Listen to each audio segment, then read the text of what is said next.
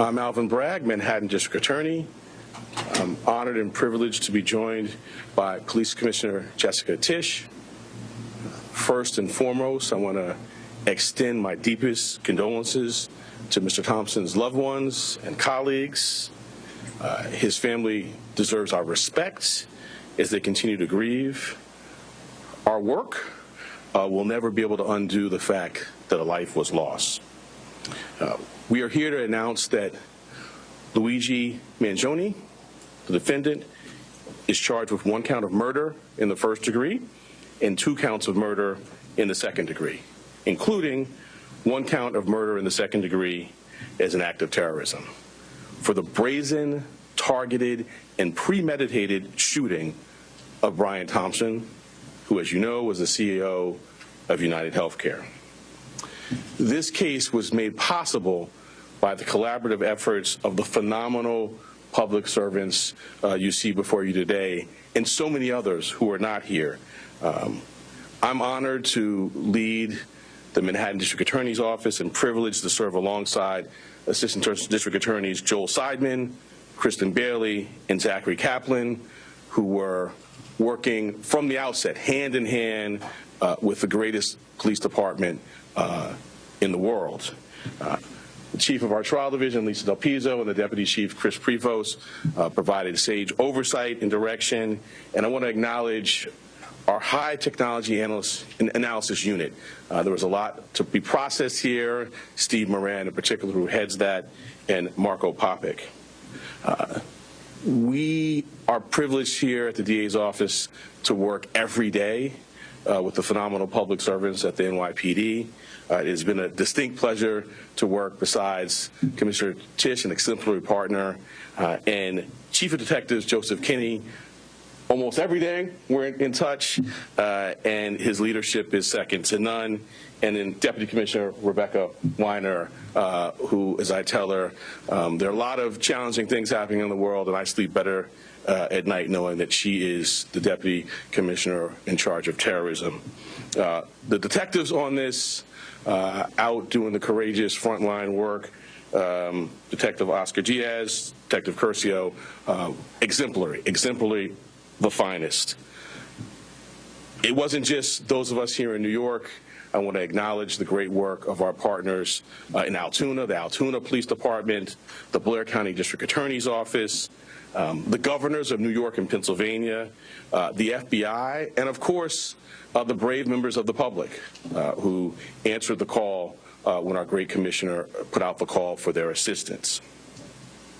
This was a frightening, well-planned, targeted murder that was intended to cause shock and attention and intimidation. It occurred in one of the most bustling parts of our city, threatening the safety of local residents and tourists alike, commuters and business people just starting out on their day.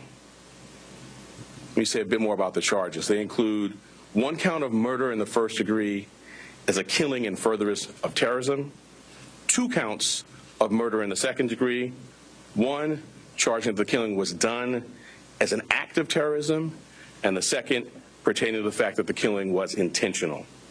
The maximum penalty possible for murder in the first degree and murder in the second degree as an act of terrorism is life without parole. The maximum penalty for murder in the second degree is 25 years to life. There are additional counts as well. A number of criminal possession of weapon charges, 2 counts in the second degree, 4 counts in the third degree, 1 count in the fourth degree, and a count of criminal possession of a forged instrument in the second degree. Let me tell you a bit about the facts. On November 24th, we allege that the defendant arrived in New York City to murder Brian Thompson. After the defendant arrived in New York City on a bus at Port Authority, he checked into the hostel on the Upper West Side using the name Mark Rosario with a fake New Jersey ID. On the morning of December 4th, the defendant left the hostel just after 5:30 a.m. and traveled to Midtown. For nearly an hour, we allege the defendant waited in the area near the Hilton Hotel, waiting for Mr. Thompson to appear. From 6:38 a.m. to 6:44 a.m., The defendant stood across from the entrance of the hotel on West 54th Street. When he saw Mr. Thompson, he crossed the street and approached him from behind. We allege he then took out a 9mm 3D printed ghost gun, equipped with a 3D printed suppressor, and shot him once in the back and once in the leg. The defendant then fled northeast on 54th Street and took an e-bike uptown before getting into a taxi that took him to West 178th Street and Amsterdam Avenue. On December 9th, the defendant was spotted at McDonald's in Altoona, Pennsylvania. The local police were notified. He was arrested, and he was found with a 9mm handgun, a suppressor, 2 ammunition magazines, and the same fake New Jersey ID he used at the hostel. I want to say a word about ghost guns. These weapons are increasingly proliferating throughout New York City and the entire country. Involving technology will only make this problem worse. Last year, over 80 ghost guns and ghost gun parts were recovered in Manhattan alone. The NYPD and the Manhattan DA's office have been leading in the interdiction of these ghost guns. And one thing I want to make clear, they're unserialized, they can be printed out, but as this case tragically makes clear, they are just as deadly as traditional firearms. This will remain a priority for us here in Manhattan.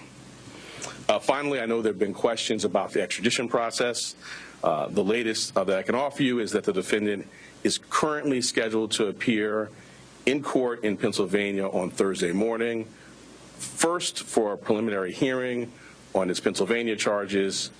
Immediately to follow that will be an extradition hearing. We have indications that the defendant may waive that hearing, in which case he'd be brought to New York forthwith. In any event, we have been preparing on parallel paths, and before the hearing, we'll send to the governor of the state of New York the paperwork that would be necessary if he does not waive during that hearing. I now want to turn over to our great commissioner, and when I do so, I wanted to thank her for her partnership, not only on this matter, but on all we do every day together. Thank you.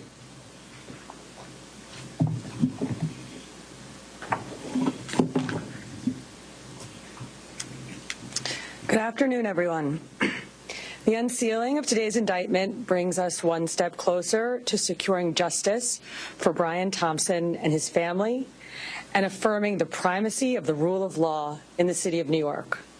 NYPD detectives worked tirelessly to piece this case together, and along the way, the Manhattan DA's office made sure we had every legal tool available to us. Whether quickly providing subpoenas to assist with our evidence collection, or traveling with us to Altoona, Pennsylvania last week after the apprehension, our partnership made this a successful investigation. So I'd like to thank District Attorney Bragg and his team for their work in bringing this case forward. Part of that work included the relentless collection and analysis of surveillance video by our detectives, which ultimately produced a clear image of our suspect. That image was shared far and wide through the media, and thanks to an observant McDonald's customer and the employee who alerted the police, Mr. Mangione was quickly brought into custody. This outcome is why we always emphasize the critical role of the public in our public safety mission. So again, I want to thank everyone who saw something, said something, and did something. That is why we have a suspect in custody today. As DA Bragg said, Luigi Mangione is now formally charged and indicted for murder. And let me be perfectly clear. In the nearly 2 weeks since Mr. Thompson's killing, we have seen a shocking and appalling celebration of cold-blooded murder. Social media has erupted with praise for this cowardly attack. People ghoulishly plastered posters threatening the other CEOs with an X over Mr. Thompson's picture, as though he was some sort of a sick trophy. And yesterday, the New York Post reported that some extreme activists were circulating a deck of cards with other most wanted CEOs to be targeted for assassination. These are the threats of a lawless, violent mob who would trade in their own vigilantism for the rule of law that protects us all. Let me say this plainly. There is no heroism in what Mangione did. This was a senseless act of violence. It was a cold and calculated crime that stole a life and put New Yorkers at risk. We don't celebrate murders, and we don't lionize the killing of anyone.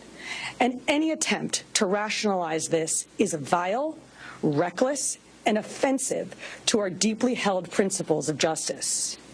Now, as we await the extradition process in Pennsylvania to complete, we continue our public safety work here at home.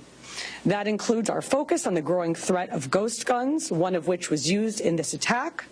The NYPD remains committed to tracking down and removing these untraceable weapons from our streets. And we will do that work hand in hand with District Attorney Bragg here in Manhattan and in every other borough to ensure that those who possess, distribute, and use these weapons are held fully accountable. Finally, I want to again thank every member of the NYPD, uniform and civilian, working on this case, led, of course, by our great Chief Kenny, whether in Midtown North Squad, Homicide, the Crime Scene Unit, Intelligence Bureau, and everywhere else. All of you contributed to today's indictment, and you've brought the Thompson family one step closer to justice in this case. Thank you. We're going to take on-topic questions. Shayna?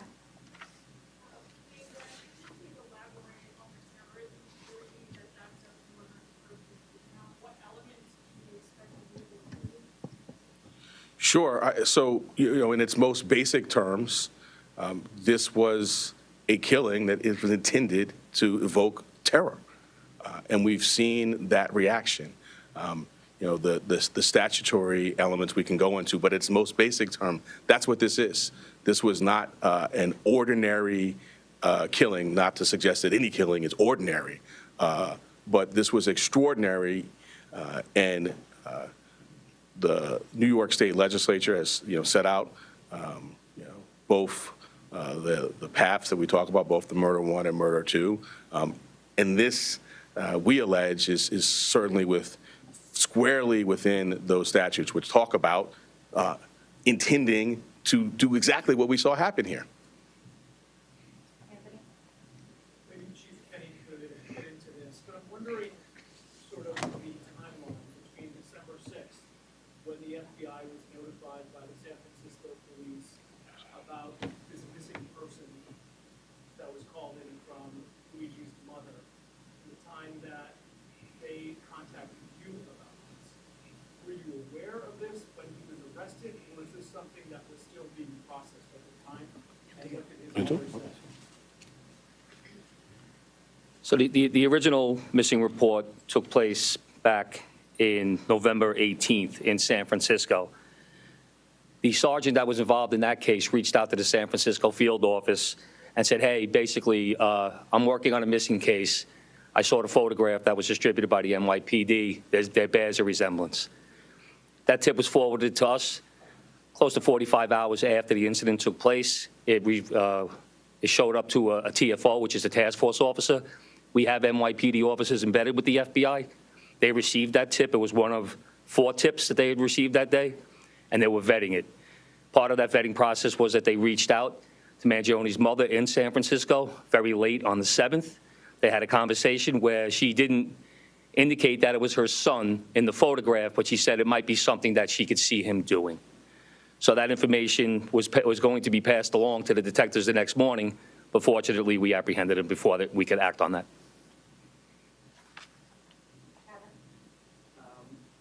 The commissioner has talked about how the defendant's been lionized and celebrated.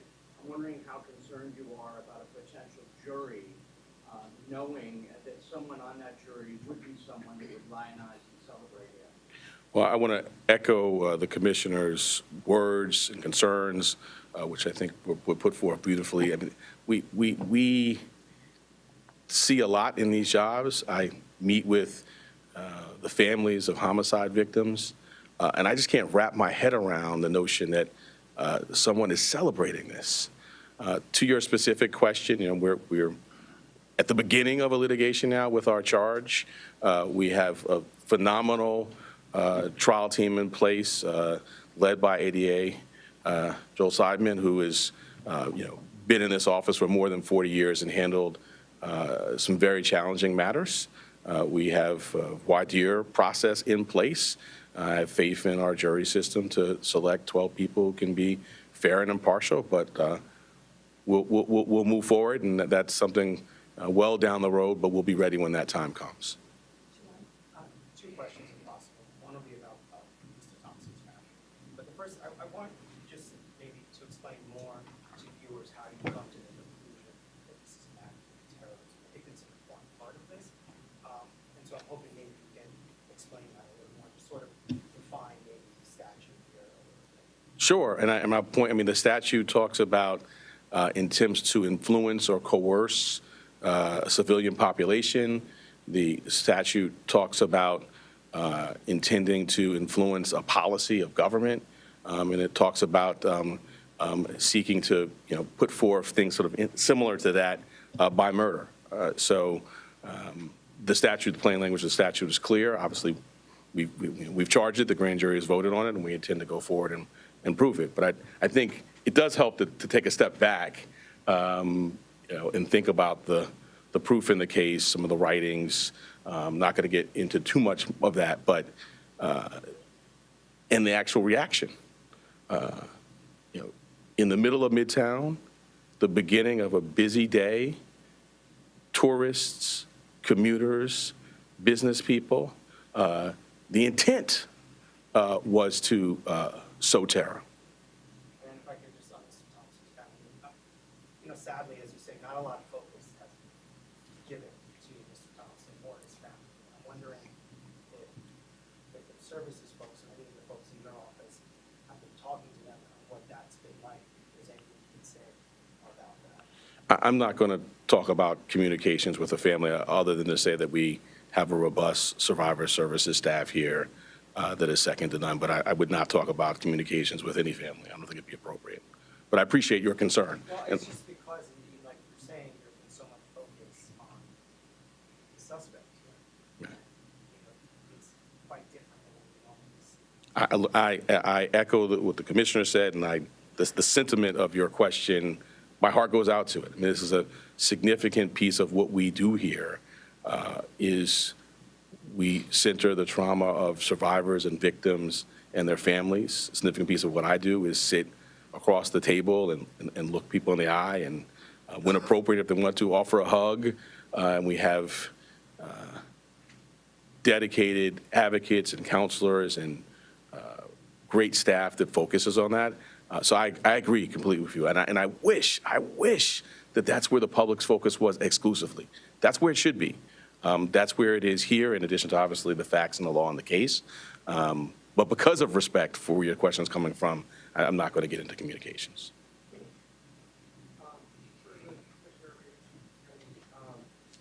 the celebration of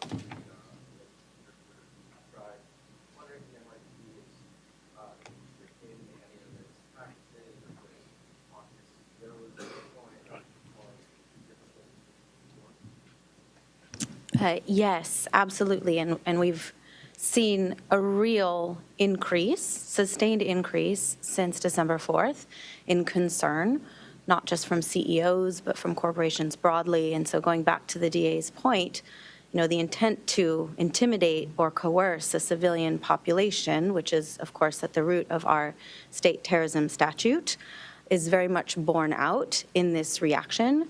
And for good reason. We've had a torrent of online threats. We've had real-world activity that the police commissioner flagged, which is abhorrent, and it causes concern. So we have done a lot to work with corporate security partners with whom we partner on a daily basis in this city, at the city level, at the state level, trying to make sure that everybody has the best practices that they need, that they know where to flag not just general ambient concerns, but specific threats that they might be receiving.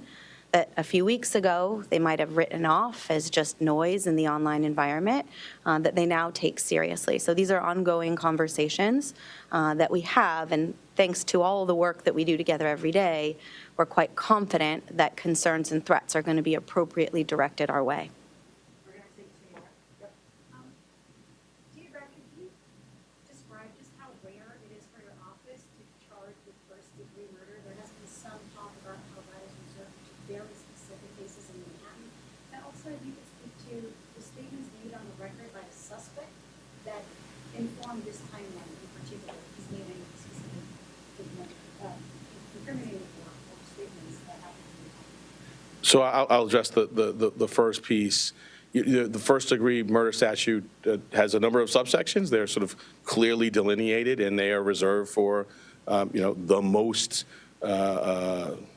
abhorrent conduct, killing a police officer, serial killing, and the terrorism is one subsection of that. And so I would say, fortunately, that's not happening a lot.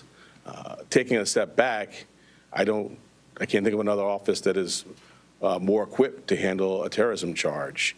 We have a great terrorism unit. We were at the forefront of getting the statute passed.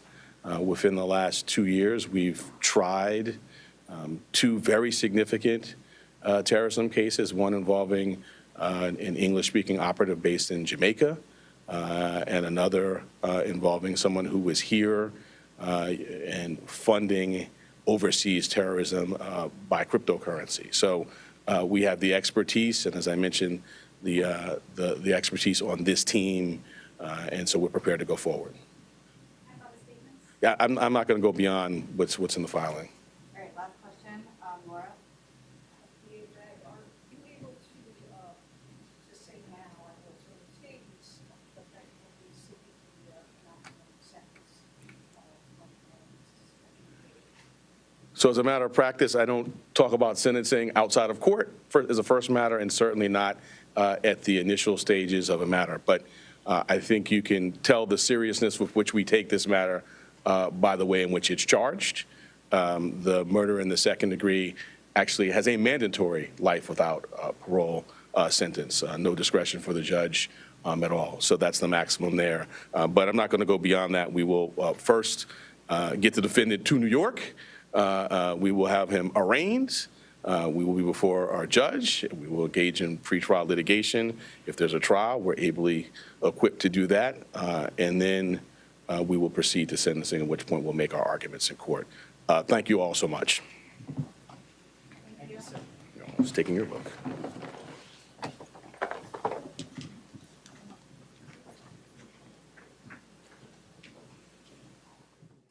We've been listening to Manhattan District Attorney Alvin Bragg announce the indictment of Luigi Mangione on 1 count of murder in the first degree and furtherance of terrorism, and 2 counts of murder in the second degree. One is charged as an act of terrorism in addition to weapons and forgery charges. The suspect is facing life without parole with these counts. Bragg called the killing of UnitedHealthcare CEO Brian Thompson, quote, a frightening, well-planned, targeted murder intended to create shock and intimidation. I want to go right now to Anna Schechter. She is the CBS senior coordinating producer for our CBS News Crime and Public Safety Unit. Anna, how significant are these charges, particularly the first-degree murder charge and particularly in furtherance of terrorism? These are very significant charges. Alvin Bragg, the Manhattan District Attorney, is very confident that he can present the evidence to a jury and get a conviction. Normally, a first-degree murder charge in New York City is generally reserved for when a law enforcement officer is killed in cold blood. So this is a big deal. Also, the terrorism-related angle, you saw Rebecca Weiner. She is counterintelligence and terrorism lead for NYPD. And so the fact that she's involved here, and she gave her explanation also why that is a factor here, that it was intended to cause terror, the way that he planned it and carried out that murder. So these are extensive charges. We learned last week that there was 1 second-degree murder charge that was going to be brought. A grand jury was presented with the evidence, and this is now the result. This is a process that plays out when a Manhattan District Attorney files charges like this, and that there's a reason why we've seen this happen over the course of days. He presented the evidence to a grand jury, and here we see he's probably getting everything he wants: a first-degree murder charge, 2 second-degree murder charges, multiple weapons charges, and the forgery charge. Now, you know, in Pennsylvania, he's also facing charges related to the weapons and the forgery. There's a hearing on Thursday, and what Bragg said at that presser just now is he could even waive extradition, which would mean there's no hearing and they just put him in a van and get him here to New York City immediately. If he fights it, they'll have a hearing and they present the proper paperwork to the governor. Okay. If you're just joining us, we want to get you up to speed on this breaking news we're following. The suspect in the murder of UnitedHealthcare CEO Brian Thompson has been formally indicted with murder. Manhattan District Attorney Alvin Bragg announced the charges against Luigi Mangione. The 26-year-old was indicted on 1 count of murder in the first degree in furtherance of terrorism and 2 counts of murder in the second degree. Bragg did not mince words when talking about the killing. Targeted murder that was intended to cause shock and attention and intimidation. It occurred in one of the most bustling parts of our city, threatening the safety of local residents and tourists alike, commuters and business people just starting out on their day. Let me say a bit more about the charges. They include Anna Schechter is in Studio 57 with me. She's a senior coordinating producer for our CBS News Crime and Public Safety Unit. So we talked about the significance of the charges.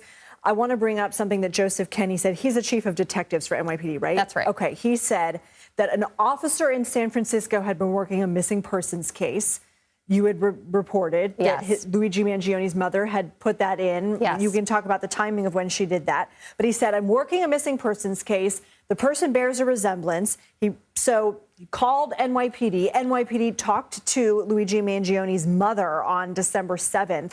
She didn't indicate that this was definitely her son, but she did say it was something that she could see him doing, which to me is, wow, very significant. That is huge and very new. He was arrested on the 9th. So what's happening between the 7th and the 9th? So Luigi Mangione, at that point on the 7th, is one of more than 400 names that the NYPD was running down. So they were taking this seriously, but they had no idea where he was. In fact, that missing persons report that his mother filed on November 18th in San Francisco is further proof that, you know, they weren't tracing him. Nobody knew where he was. It came down to that citizen in McDonald's who alerted the employee who called 911, and that officer in Altoona, Pennsylvania, who'd been on the job for 6 months, recognized him and said, wow, we've got our guy. And knew the right questioning to say, have you been in New York recently, to see that elicited a physical response in Mangione where he started shaking. Exactly. All right. So according to Alvin Bragg,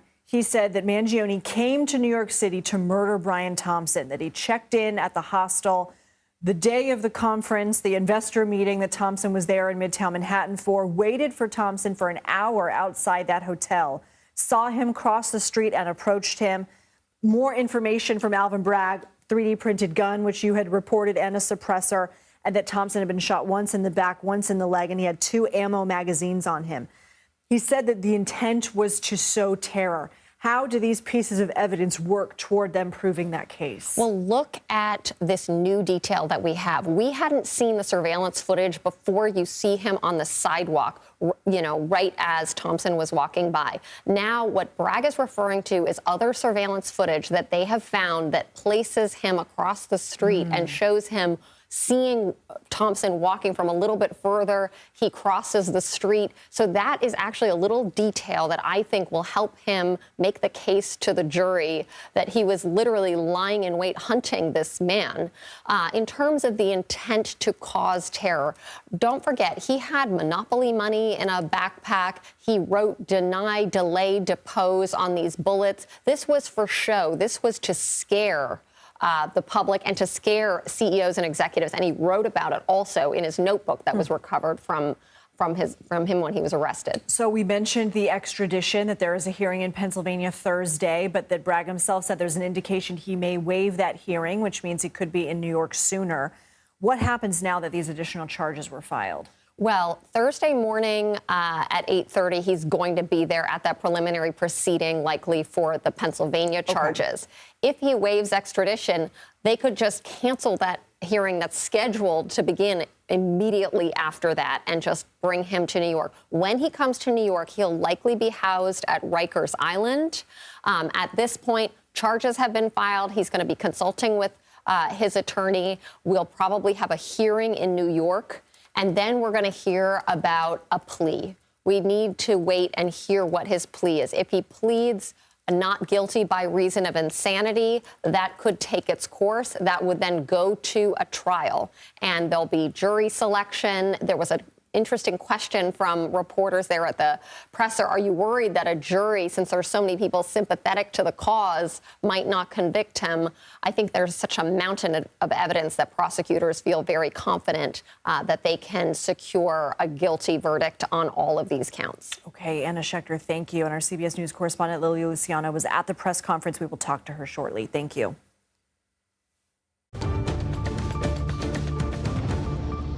Investigators are looking to piece together exactly how a 15-year-old girl was able to carry out the deadly shooting at a Christian school in Madison, Wisconsin yesterday.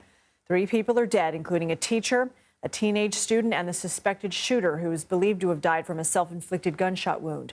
Crews took 6 other people to the hospital. 2 students are still in critical condition. The city's police chief corrected an earlier statement clarifying that a second-grade